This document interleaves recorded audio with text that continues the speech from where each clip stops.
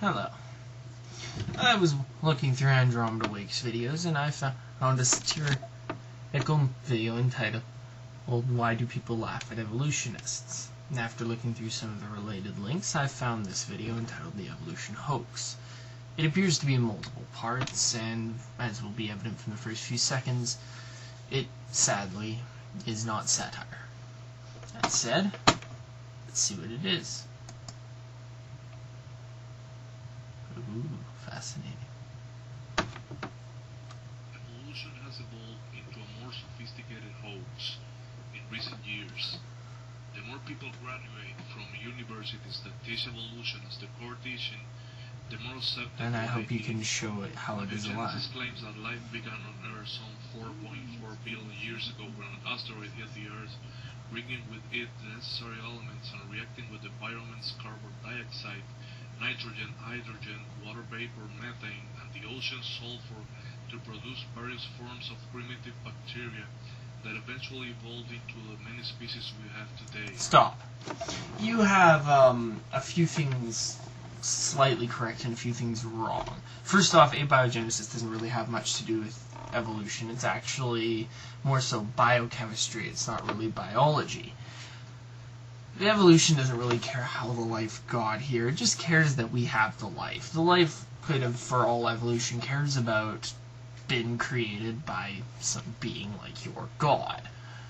Unfortunately, you don't seem to notice this distinction. Second off, abiogenesis is still in the hypothetical stage, and there are many hypotheses of abiogenesis.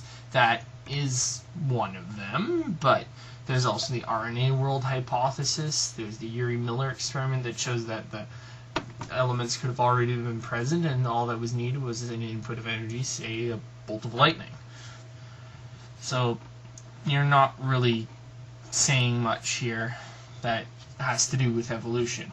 Now, obviously, once the life got here in simplistic form, evolution states that yes, over time, the frequency of alleles changed and it developed, and via natural selection, things came about to be as they are today. So, point, you get one thing right. Let's see how much else you get right. Darwin's warm little pond. What warm little pond? Stop. What warm little pond? Where did Darwin say anything about a warm little pond? Recipe for the origin of life. Evolutionists have connected Darwin's theory of evolution with the abiogenesis claims to further. No, abiogenesis and evolution are mutually irrelevant. Completely based on assumptions. I hope you're going to show how it's based on assumptions, faith, and pseudoscience. But from where do they obtain such a huge number of years to place this event in time? First off, last time I checked, it wasn't 4.4 billion years ago that life arose. Second, radiometric fucking dating. Ever heard of it? Answer is probability. For these events to happen, Where are your calculations? It's probable that for them to unfold, the probability turns prohibitive and absurd.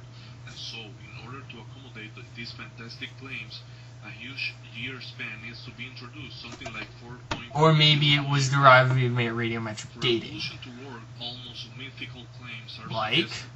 Imagination Like rules how? this theory. Just because they found a fossilized animal that looked like this, they immediately imagine that this happened. You are stupid. Stop. Okay, you are being completely idiot because that thing would disprove evolution. The crocodile and things like that would, as with fossil buddies in the Cambrian, would disprove evolution. Furthermore, they did not just find a fossil that looked like something. They found one fossil, they found that fossil, and they found something that came after it. They looked fairly similar, but had very significant differences. This is known as a transitional fossil. Ever heard of it? I guess not.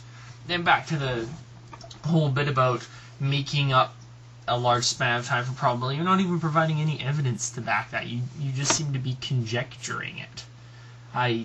Maybe you don't even have any evidence for it because radiometric dating through, say, the uranium decay chain shows that the Earth is about 4.5 billion years old. Funny that. Oh, did I mention that you got the thing about life wrong? 4.5 billion years is the age of the Earth. Life wasn't around for that long. Life couldn't have been around to the Earth's early stage as it would have just been incinerated in all the lava, or magma, or whatever it was. I'm not a scientist, and someone who knows more about the early Earth can correct me on it. Let's continue. By the way, your impression of Chekov is not winning any science mind over, because Chekov was the weapon. Chekov was the weapon station, not the science station. The science station was Spock. Although evolution can be refuted in many levels, No, it can't. level where microorganisms through Oh, look. can attack Stop. Macroevolution is multiple steps of microevolution. Many small steps is equal to one big step, much like going at 30 kilometers an hour and stopping at 30 kilometers an hour and stopping. And twice is equivalent to going 30 kilometers an hour over the same distance constantly, or going 60 kilometers an hour over the same distance constantly. The many small steps over the same distance will equate to one large step. If you don't think that's true, try taking a walk sometime and testing it out for yourself. read Hoax from other perspectives when it comes to the macro level. Evolutionists give great emphasis on chronic Maybe because it shows transition. considered transitional fossils. Hey, look, you're showing a diagram that supports evolution. It does not supposedly reinforce the evolution theory. Look at the similarities. They use the cranium is one of the greatest examples you can find. I'm going to use my mouse here. See, look, cranium gets bigger, gets bigger. See, look, they all look similar, but one of the greatest differences you can find is one is the jaw structure and the facial structure, but the other is the cranium size and how it grows over time and how the shape changes over time. You're committing gross intellectual dishonesty here and ignoring pretty much everything. And we're only 2.5 minutes into the video. That supposedly reinforce the evolution theory. The question that arises is, are these fossils truly transitional, or would they be simply considered... They're transitional, you idiot. According to biology, living gorillas have cranial capacities as high as 750 Where do you get your numbers from? centimeters. Living human beings have cranial capacities ranging from 1100 cubic centimeters to an Now, average of... Tell me, did any of the fossil skulls you saw before, any of those skulls you showed look like gorilla skulls? Then we could safely assume that any hominid skull fossil having a cranial capacity lower than 752 cubic centimeters will Fallacy. fully ape. If such is the case, we will have no strong reason to link certain hominid skull fossils with the idea of evolution that man came from an ape-like common ancestor. Stop. There's one problem here. Do you know what a hominid is? A hominid is an ape, a great ape, like a gorilla, or a human. Seriously, this is just a fallacy of equivocation used in, well, completely the wrong way. You're basically just using wordplay. Hey, here. Hominids are apes. Humans are apes. Of course, you might not like that because it kind of contradicts the whole thing of humans are special and God's creatures. Though you haven't said anything about God so far, which is kind of a point in your favor. The logic behind this is that at present time we live side by side with fully ape. We are fully ape creatures! The same could have been the case back then. We are fully ape. Hominidae. Gorillas are members of the family Hominidae. Hominidae, great apes. Do your research. That some hominid skull fossils can be considered fully ape.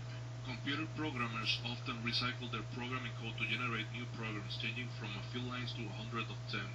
They don't need to destroy their previous code. Like, say, DNA mutations. Have similar functions but other purposes. When finished, this new modified code receives a name. Let's call it Y product. But people out there can still find the non-modified code. Let's call it X product, which is used for a different purpose than that of the Y product. There is even the possibility that the programmers at a certain company produce simultaneously both programs, the X product and the... Okay, running up on time here, but computer programs are not biological. They can't modify themselves. They require someone to modify them. DNA can be modified by outside factors, such as, say, retroviruses, or radiation, or just point mutations. They're chemical. They can be modified on their own. A computer program, if you leave it sitting there, will not change. But if you leave DNA sitting out in the open on a computer, that is, if you leave DNA sitting around out in the open for a long enough time, you're going to see some mutations. To quote George Zimmer, I guarantee it. And now running up on 11 minutes here. 421 into part 1 of the evolution hoax. And there's a part 2. This is going to be a long day. See you in part 2.